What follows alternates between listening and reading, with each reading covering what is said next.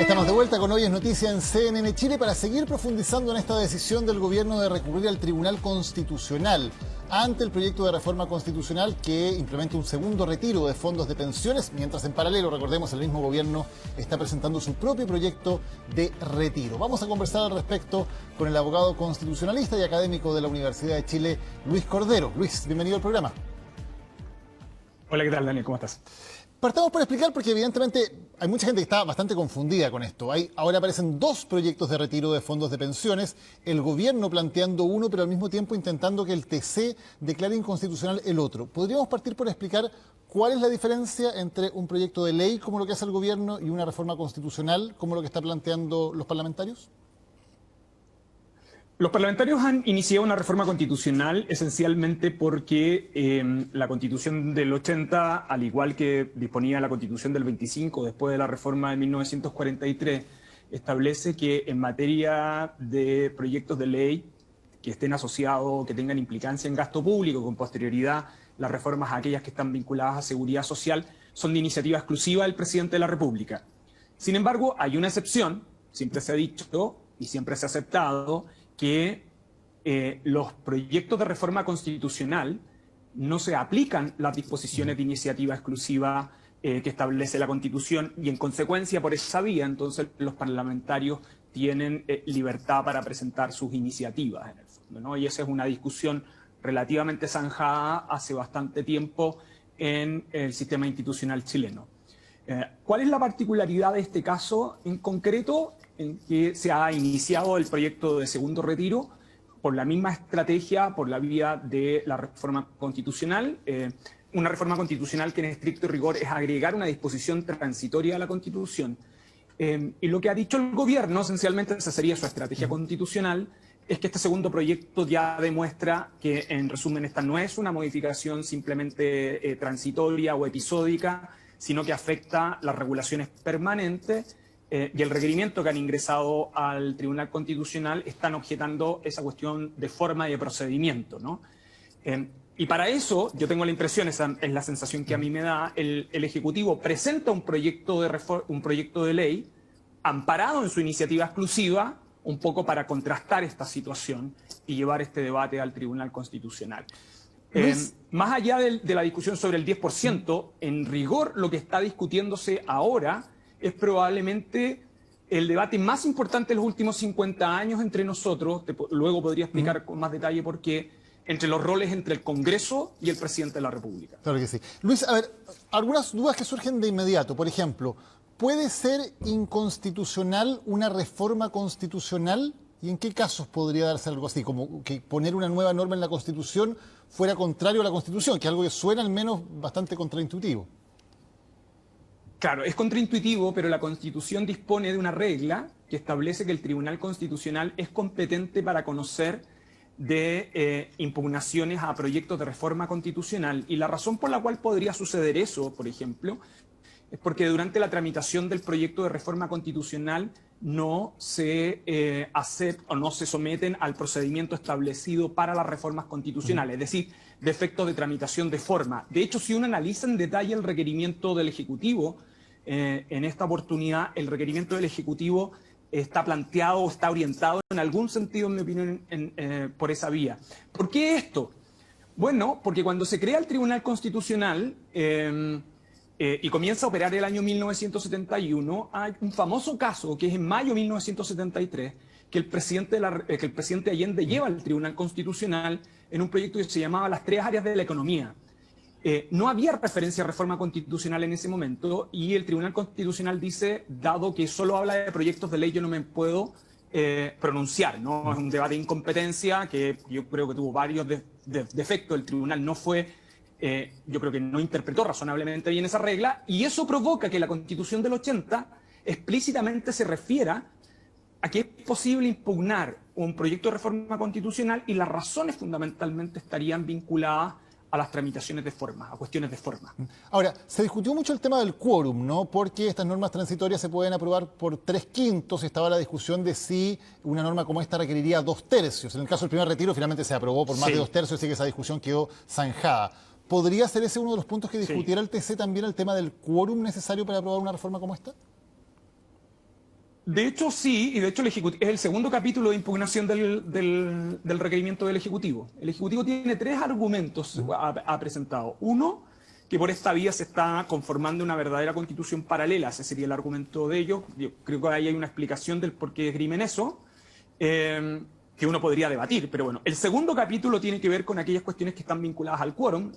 Y el tercero tiene que ver que por esta vía, por una disposición transitoria, se estaría afectando una regla permanente, que es la de iniciativa exclusiva del presidente. Yo creo que en sencillo, el primero y el último capítulo de la impugnación del presidente se asemejan bastante y se traduciría en lo siguiente. Si el Congreso quisiera, esto sería el argumento que está en el requerimiento, si el Congreso quisiera alterar las reglas de iniciativa exclusiva del presidente de la República, que es un criterio que nosotros tenemos desde 1943, lo que debiera hacer, esta sería la tesis del requerimiento del gobierno, es modificar esas normas permanentes y no utilizar una norma transitoria, ¿no? Ese es el debate y por eso el requerimiento que ingresó el gobierno es un requerimiento que trata de poner énfasis, en mi opinión, en estas cuestiones de forma, porque sabe que respecto a las cuestiones de fondo tiene una cierta limitación, en mi opinión.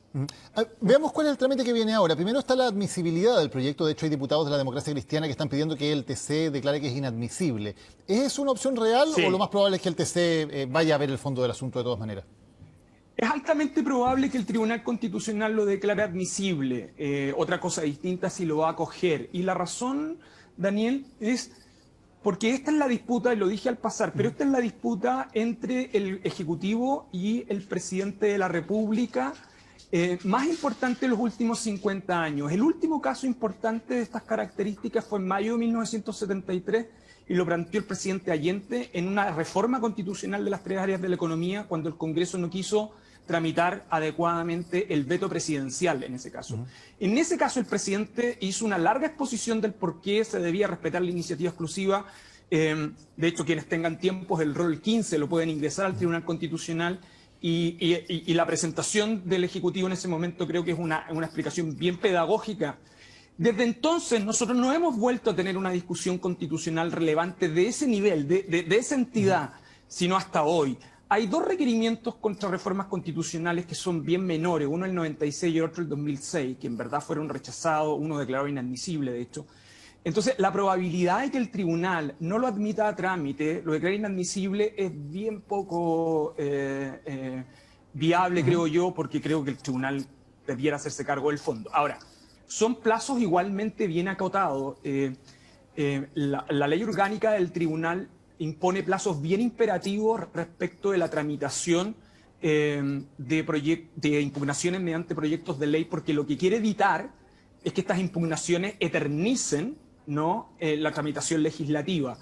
Así que yo creo que admitiéndolo a trámite mañana probablemente, o la próxima semana, no debieran pasar más allá de 2 semanas en que el tribunal debiera dar a conocer su veredicto. El tribunal para los casos complejos, esto es importante también que lo sepan, tan pronto adopte el acuerdo lo está informando en su página web, aunque días después entregue la sentencia. Tan pronto se adopten los acuerdos, el tribunal ha estado informando la votación. Así que yo creo que en las próximas 2 semanas nosotros vamos a tener resolución sobre este tema si es que el tribunal lo declara admisible. Luis, ¿y qué pasa con la tramitación legislativa del proyecto si mientras tanto el TC está definiendo? Por ejemplo, si el TC determinara que es inconstitucional y no se ha aprobado todavía, ¿deja de tramitarse o si ya se aprobó, queda anulada esa aprobación? ¿Cómo funciona? Porque esto va a ir en paralelo.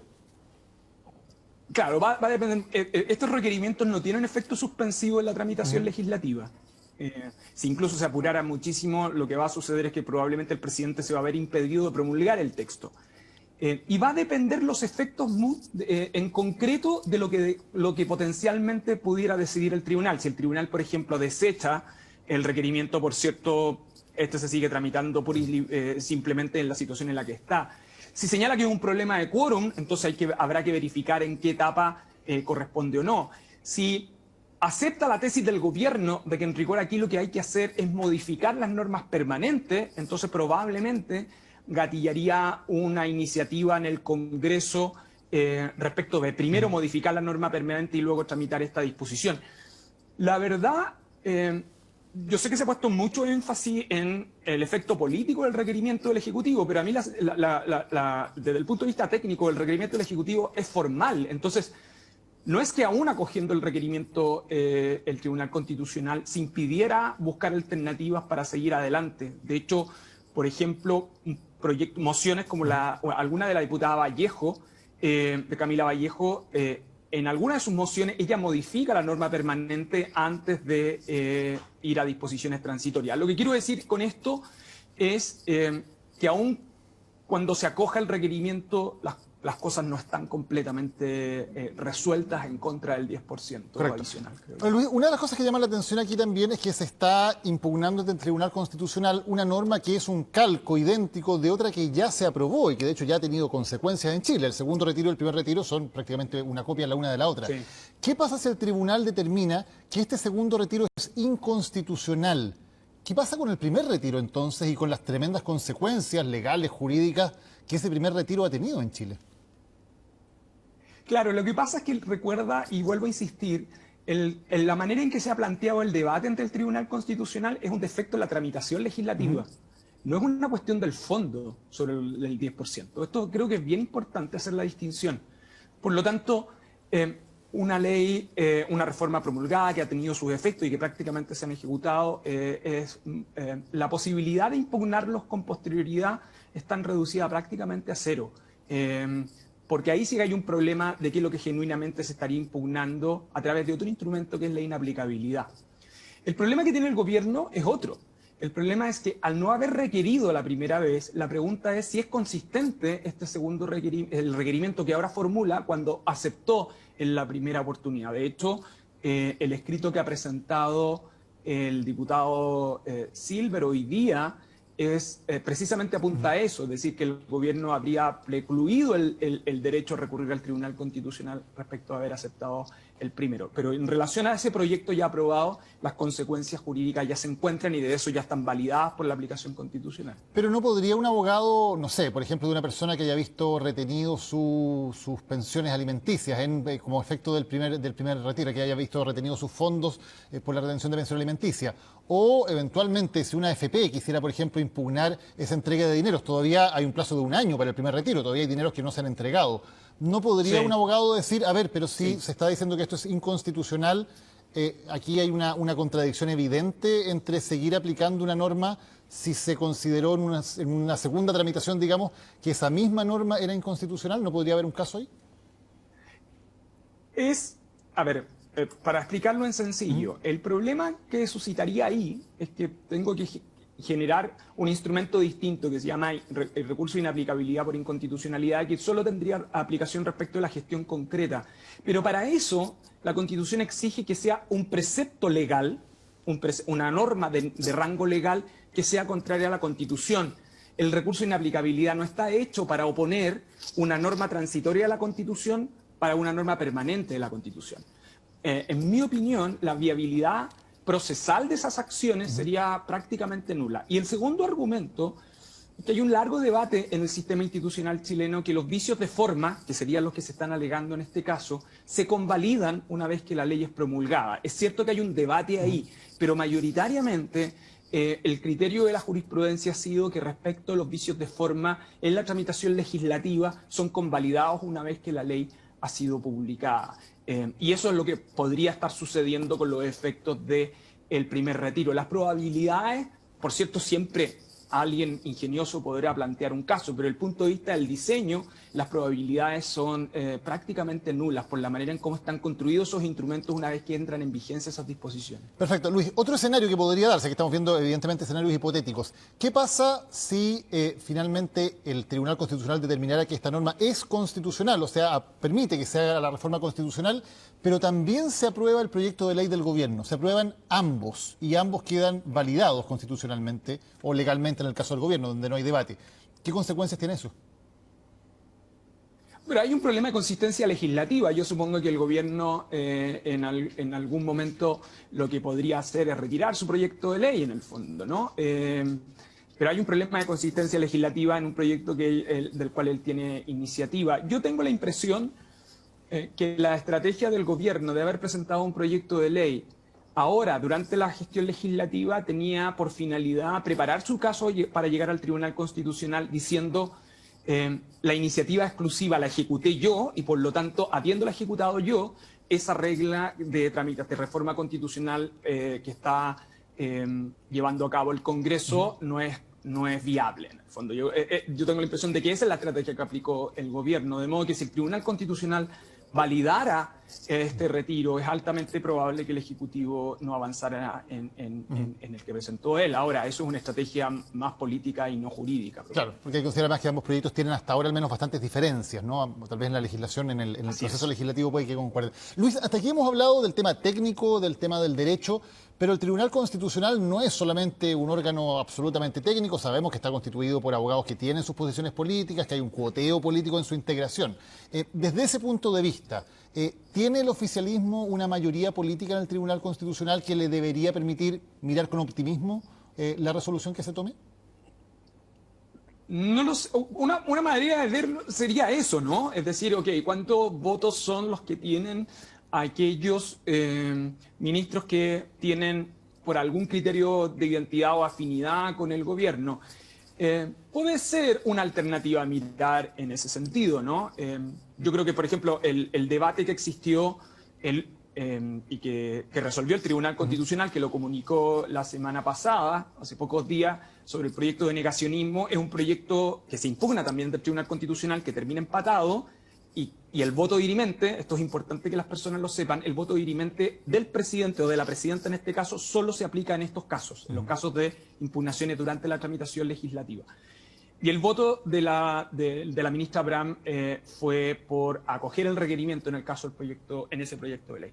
Entonces, es altamente probable que uno mirara esto desde el punto de vista de cómo estratégicamente se han comportado hasta ahora los ministros del Tribunal Constitucional, ¿no?